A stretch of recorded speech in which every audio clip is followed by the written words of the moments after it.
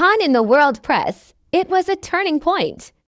The first flight of Turkey's national combat aircraft KAAN was also brought to the agenda of the world press, US-based Bloomberg wrote.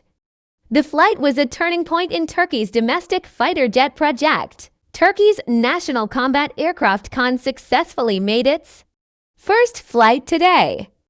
It was announced that KAAN stayed in the air for 13 minutes in its first flight and reached a speed of 230 knots at an altitude of 8,000 feet, while the aircraft, whose tests will continue, is aimed to enter the inventory in 2028.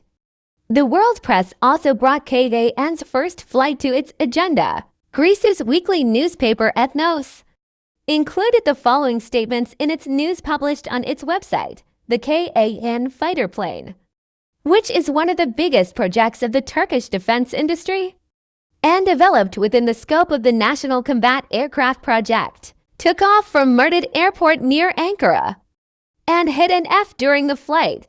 It was accompanied by 16 Fighting Falcon fighter jets. Another Greek newspaper, Naftemporiki, wrote that KAAN is planned to join the Turkish Air Force in 2028. US-based Bloomberg said, Turkey's fifth-generation fighter jet KAAN made its first flight.